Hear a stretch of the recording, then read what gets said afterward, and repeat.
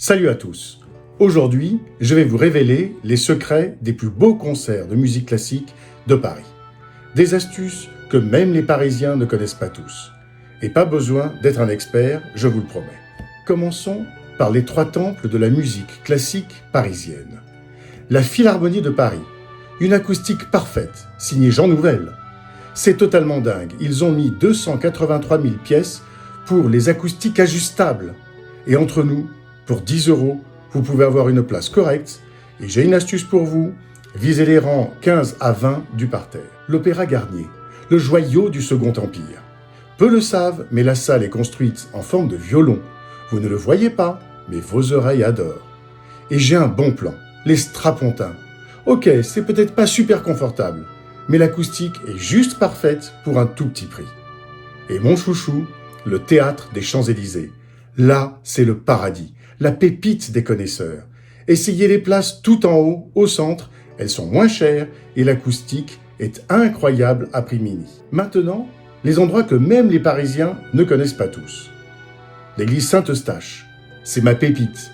Le son résonne pendant 8,5 secondes.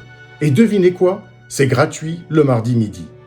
Après, il y a le Conservatoire russe, un petit bijou de 120 places. Le plus fou, ils ont gardé le piano de Rachmaninov. Oui, le Rachmaninov. Et la scène musicale, c'est le futur. L'acoustique s'adapte toute seule pendant le concert et à chaque concert. Comme par magie. Parlons argent. Parce que oui, on peut écouter de la musique classique sans se ruiner. Mon meilleur plan?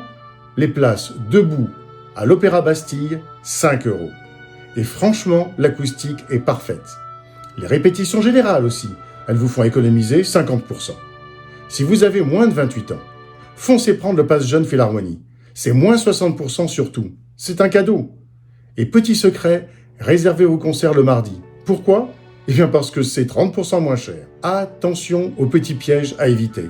Ne faites pas comme moi au début. Réservez au dernier moment? Mauvaise surprise. Les places sous les balcons? Oubliez, le son est étouffé. Et croyez-moi, arrivez bien avant, car le vestiaire, c'est toujours la galère. Les dates à ne pas rater. Septembre, pour la rentrée musicale à la Philharmonie. Décembre, pour le festival Bach à l'église de la Madeleine. Et le printemps, pour le festival de Saint-Denis. 3 applications changent votre vie. Classic Agenda, pour savoir ce qui se passe. Res Musica, pour les vraies critiques. Enfin, pour la lecture, rien de mieux que le magazine Classica. Je vous invite d'ailleurs à écouter la radio La Grande Musique, qui diffuse un flux musical riche et varié. Vous n'avez aucune playlist à fabriquer ou à sans cesse mettre à jour, mais simplement à écouter. Voilà, vous savez tout, vous êtes maintenant un vrai insider des concerts classiques parisiens. N'oubliez pas de vous abonner pour d'autres secrets bien gardés sur la musique classique. Et dites-moi en commentaire où vous aimez écouter du classique à Paris, je suis super curieux. Pour aller plus loin, je vous invite à lire l'article complet, vous trouverez le lien direct dans la description ci-dessous. Prenez soin de vous et à très bientôt.